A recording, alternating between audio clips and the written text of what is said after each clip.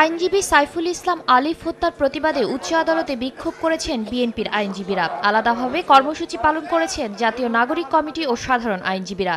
আইনজীবী ফোরামের নেতারা বলছেন, ইসকনে ভর করেছে আওয়ামী লীগ। ভারতের ক্ষমতাসীন দল বিজেপি নেতাদের বক্তব্যেরও সমালোচনা করেন তারা। দাবি করেন ইসকন নিষিদ্ধের। দেশকে অস্থিতিশীল করার জন্য উস্কে দেওয়া হচ্ছে। বাংলাদেশে এখনো প্রশাসনে,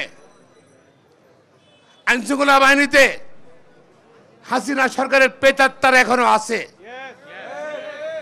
অনতিবিলম্বে তাদেরকে প্রশাসন থেকে বের করে দিতে হবে। বাংলাদেশের মানুষকে মৌলবাদী বানাবার কোন অবস্থাতে চেষ্টা করবেন না। তাই সরকারকে বলছে এই ইসকনকে বাতিল করেন।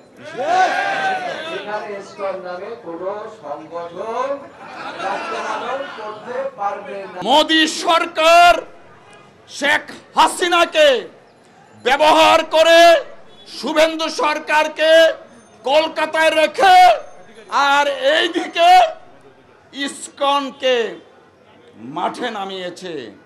প্রিয় বন্ধুরা আমার, এই যে যুগসূত্র, সেই যুগসূত্র কিন্তু বাংলাদেশের মানুষ বুঝে গেছে। বিক্ষোভ শেষে আইনজীবীরা নিহত সাইফুলের গায়েবানা জানাজা পড়েন। এর আগে হিন্দুত্ববাদী উগ্র সংগঠন ইসকন নিষিদ্ধ চেয়ে হাইকোর্টে আবেদন করেন এক আইনজীবী।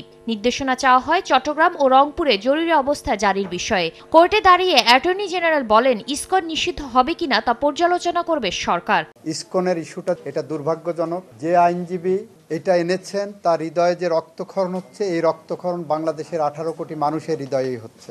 এই ঘটনা একটি ক্রিমিনাল অফেন্স।